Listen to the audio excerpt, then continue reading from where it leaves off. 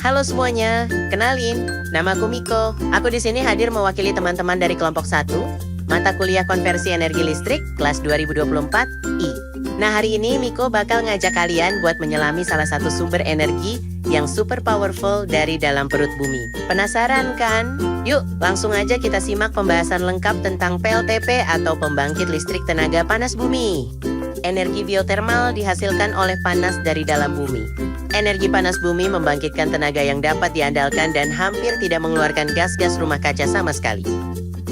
Tidak seperti pembangkit listrik lain yang harus membakar batu bara atau minyak bumi. Pembangkit tenaga listrik panas bumi memanfaatkan energi alam yang timbul dari sumber panas bumi untuk membangkitkan tenaga listrik guna kebutuhan rumah tangga dan industri.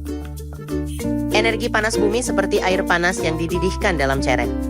Kami menyebutnya sebagai konsep ceret. Alih-alih menggunakan kompor untuk mendidihkan air, energi panas bumi menggunakan panas dari dalam bumi.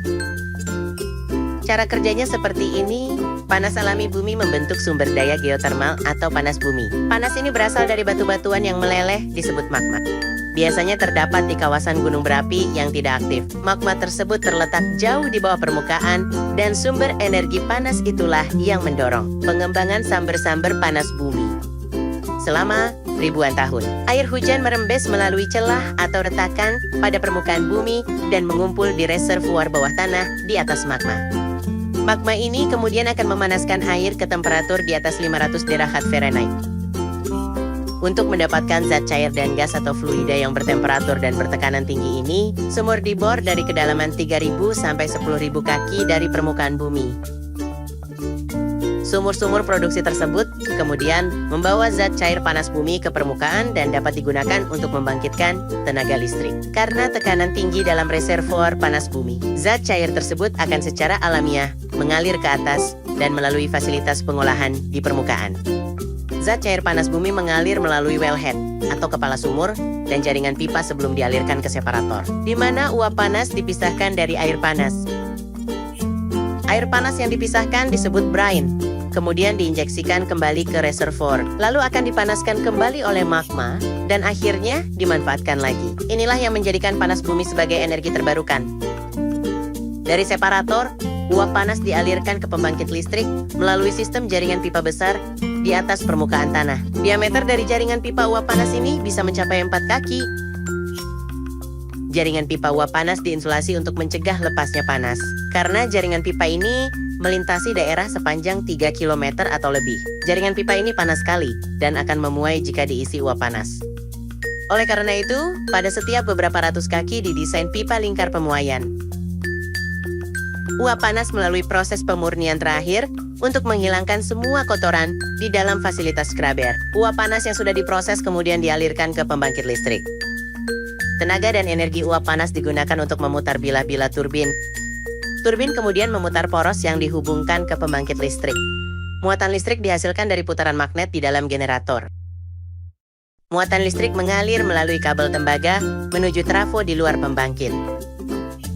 Di dalam trafo, tegangan dinaikkan sebelum listrik dialirkan ke jaringan transmisi, PLN Jawa Bali dan kemudian disalurkan ke rumah-rumah dan industri. Dibandingkan dengan sumber tenaga listrik lain, panas bumi merupakan sumber energi yang bersih dan ramah lingkungan yang membuatnya menjadi salah satu solusi dalam mengatasi dampak pemanasan global dan perubahan iklim. Panas bumi merupakan energi terbarukan, karena dengan pengelolaan yang tepat, sumber panas bumi dapat terus menjadi sumber energi yang dapat diandalkan. Panas bumi mempunyai banyak keunggulan. Panas bumi merupakan sumber energi terbarukan yang dapat diandalkan dan mengurangi ketergantungan terhadap minyak bumi. Pembangkit tenaga listrik panas bumi praktis tidak mengeluarkan emisi gas rumah kaca. Chevron adalah penghasil energi panas bumi terbesar di dunia.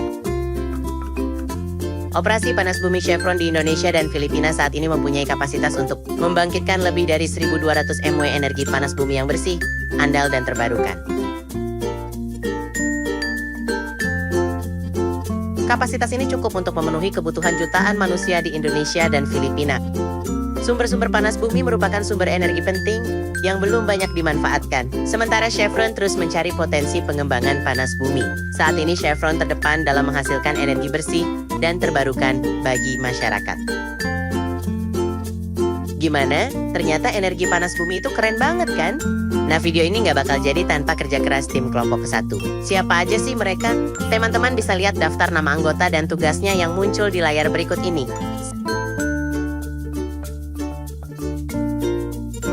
Sekian dari kami. Semoga ilmunya nempel dan bermanfaat buat kalian semua ya. Miko pamit, undur diri dulu. Terima kasih dan sampai jumpa.